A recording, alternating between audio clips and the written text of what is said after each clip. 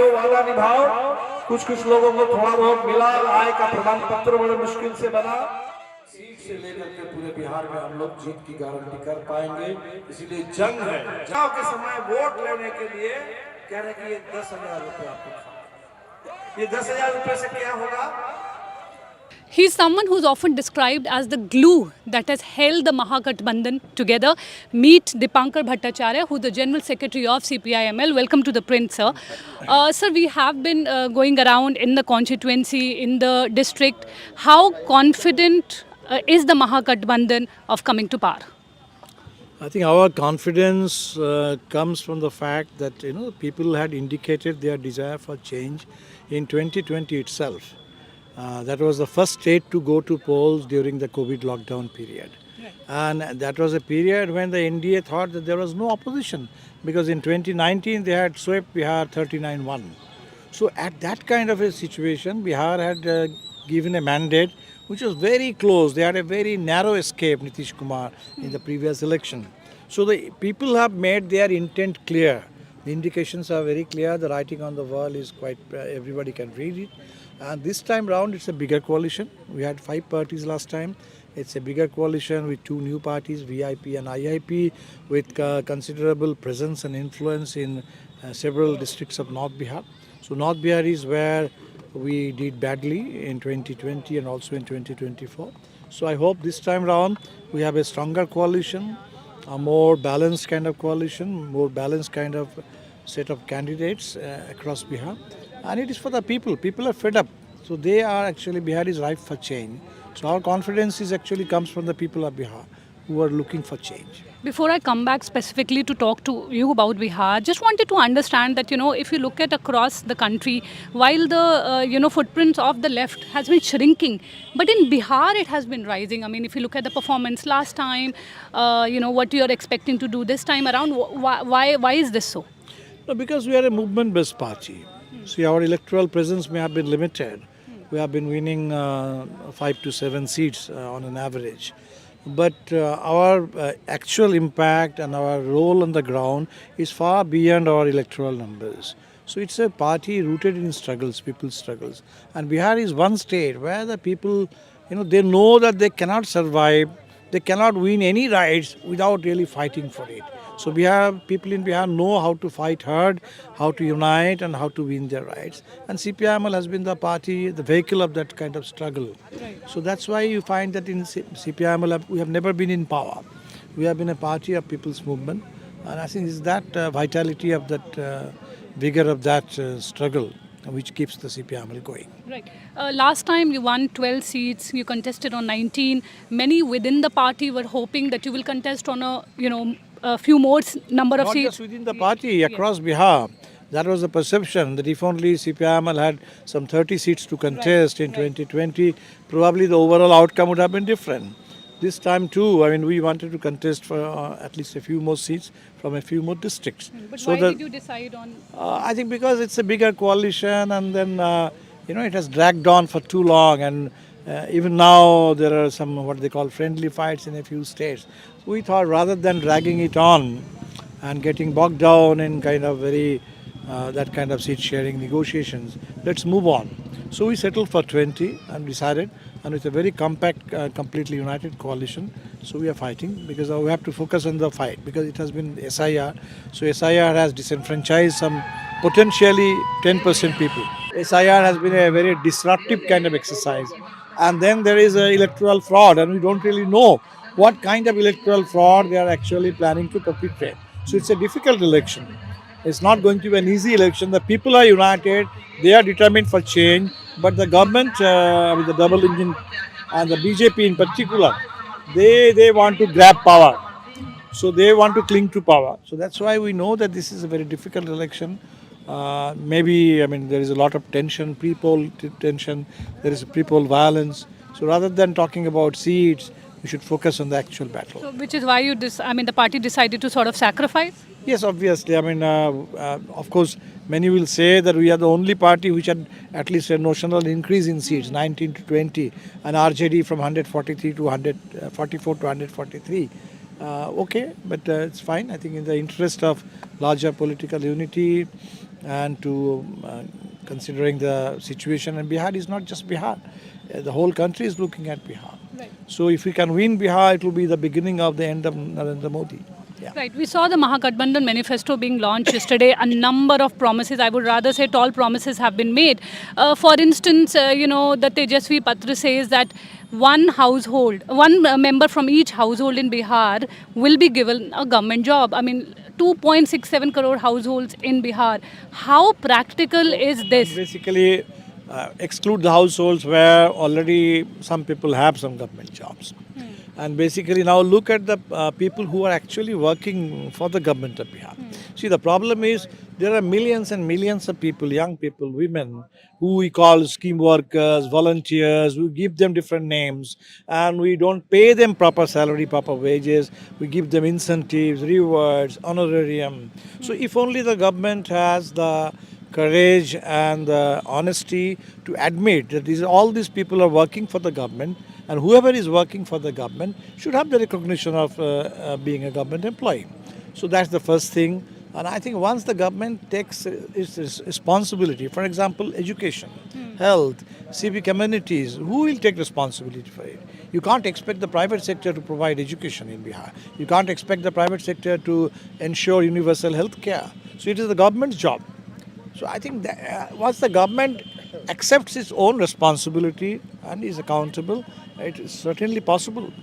But if you talk about this freebies politics, or I mean, whichever word you may use for it, left was not really inclined toward this kind of, politics. But over a period of time, we have been seeing that most political parties are now resorting to that. No, I mean, how you look at it, because, for example, we don't consider it freebies. So basically, people have been fighting for their rights. This is a very tiny part of the rights that people have been fighting for. For example, what the women of Bihar are fighting for. They want secure jobs. They want secure livelihood. They want enough purchasing power to keep the family, alive. And the survey says that women actually, the families, 94.5 lakh, nearly 10 million families, they survive on a monthly income of less than 6,000 rupees. And the government promised 2 lakh rupees one-time financial assistance to all these poor families. They didn't deliver.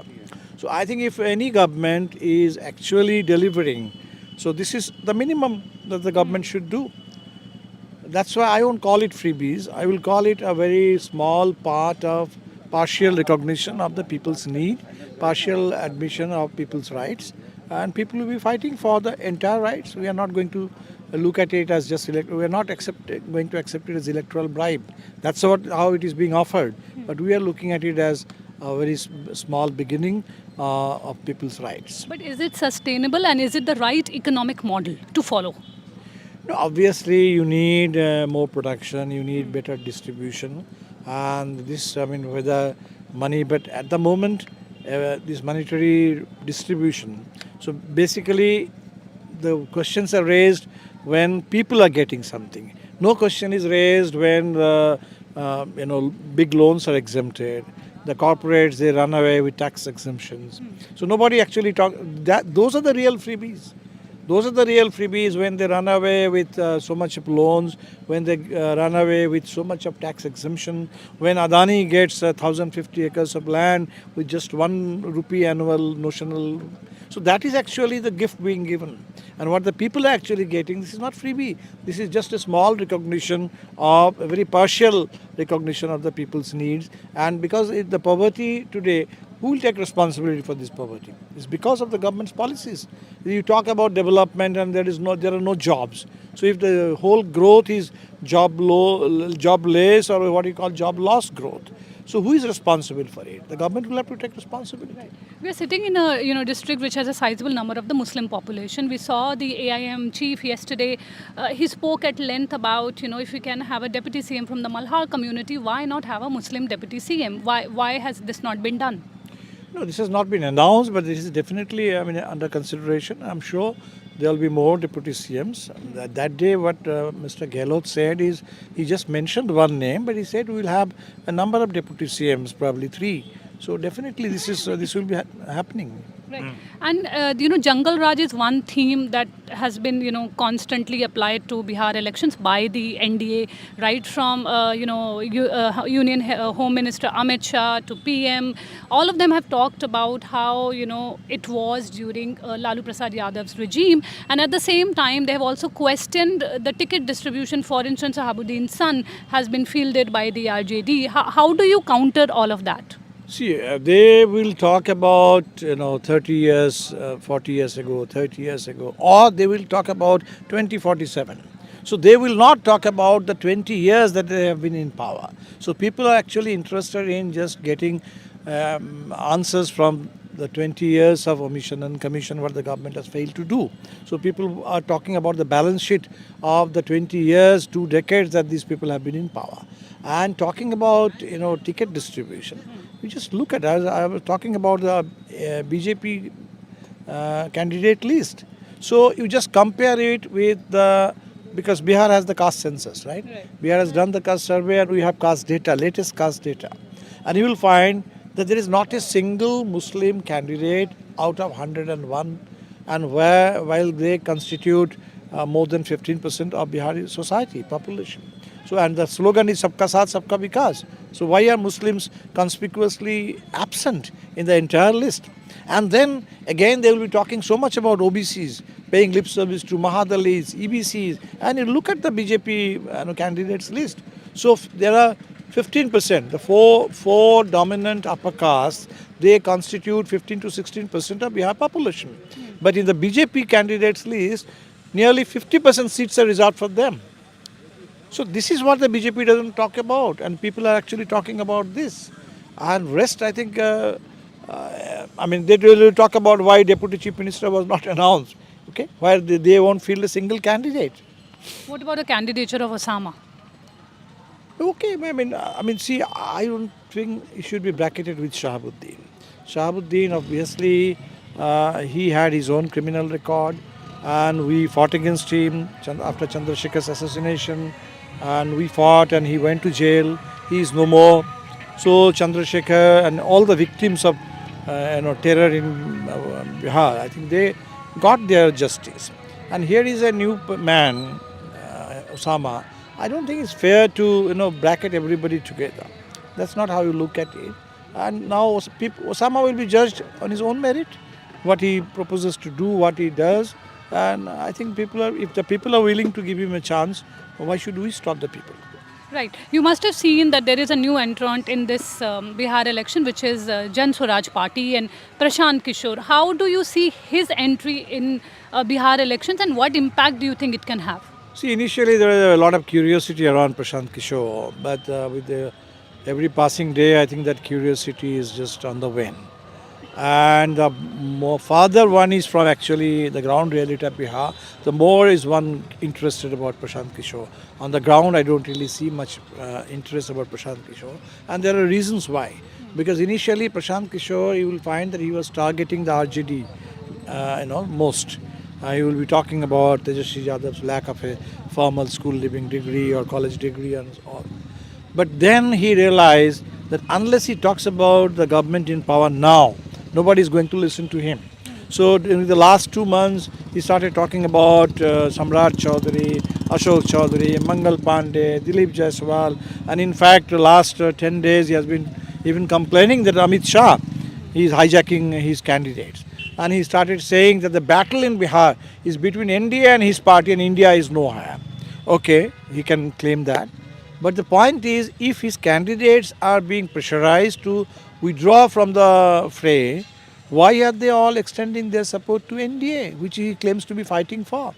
So his whole politics is now hypocritical, paradoxical, and that's why I don't see Prashant Kishor actually having much impact. Maybe some of the candidates, because he is a very resource-rich party, and he is having more than 200 candidates. Some of these candidates, they may be disgruntled political leaders from different parties, so they may have polled some votes depending on their local conditions. But Prashant Kishor as a brand, Prashant Kishor as a new party, I don't really see much happening in his favor this time. One last question. We saw that, Rahul Gandhi's face was missing from the poster. Tejasvi Yadav was visible. A lot of people said that, a lot of time was spent on seat distribution. And in fact, you had to sort of step in and get the house in order. No, I think that whole press conference, that was about declaring the chief ministerial face. And obviously Rahul Gandhi is not the chief ministerial face here. I don't think anybody is feeling any insecurity. Everybody is there. All the election symbols were there. So, there was a period when there were probably some kind of communication sort of difficulties, and especially the VIP, which in 2020, at the last moment, even when seats were being declared in the press conference, he had accused Tejasvi of backstabbing him, and then he had moved to NDA.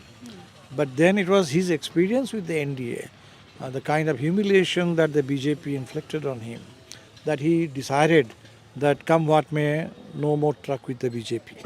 Because all his MLAs, the 4 MLAs who had won as VIP on ticket, they were all gobbled up by the BJP. He was thrown out of the cabinet. So it is that humiliation that made him wiser. And then he decided that he will be siding with the India coalition. So I only reminded him that he had his social identity, which he still has. Nobody can take his social identity away from him.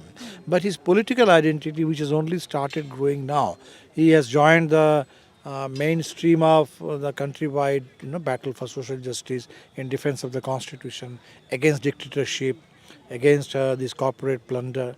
So he should stick to this political identity, and we are there to, a few seats more or less, doesn't really matter, and we are there to make sure that he gets his due and he is treated with due respect. And I think it is basically his decision. We can only facilitate, we can only try and reason with people, but at the end of the day, every decision taken by every political party is their own decision, and I'm happy that he took the right decision at the right moment. A lot of leaders within the opposition have also been talking about the fact that they will ensure that what happened in Maharashtra and Haryana is not repeated in Bihar. I mean, obviously that's what we all want, but as I just now reminded the people that vote chor, gaddi chor, this slogan, obviously it has it now rings around everywhere. It is the countrywide, there is this buzz. But to really make sure that these vote thieves, they are thrown out of power, because they are not going to relinquish power. The theft is precisely because they want to cling to power. So this job will have to be done by the people through their vote. And it's a very difficult thing in the face of this SIR. So it will call for a lot of determined effort and alertness on the part of the people. So I think hopefully the people of Bihar, because we have the example of Maharashtra in front of us, we have the example of Haryana, so people are alert. Hopefully this alertness and the determination of the people of Bihar, and Bihar, the kind of habit that the people here have of fighting hard. So I think this will stand us in good stead, and we'll be able to stop this vote chori. Because this is the challenge which has been thrown to Bihar. Ki rok sako to rok lo. This is an open challenge that Modi and Amit Shah, they have thrown to Bihar. They come here and tell that only one party will survive, and that is BJP. We are here not just for 5 years, we are here to rule for 50 years. So they are always talking openly in the language of a dictator. So when a dictator is threatening the people in a democracy, so obviously the people will have to fight back and tell the dictator that we are in a democracy and there is no room for any dictatorship. And just, I'll end with this. A lot of opposition leaders, including Tejasvi, they have also been talking about the fact that even if NDA is to win, they will not make Nitish Kumar the chief minister. That Amit Shah has made it quite clear, abundantly clear, because he said Nitish Kumar is here only to lead the election campaign. And after the election, post-poll, the parties will sit together and they will take a decision. But Ravi Shankar Prasad, we have seen what they have done in Maharashtra. Yeah. No, that is their damage control exercise. Amit Shah has already let the cat out of the bag. So now they are trying to convince people, no, we are not going to do this. That is because under pressure. Right. Thank you so much for your time. This is Neelam Pandey reporting with Sakiba from Bihar.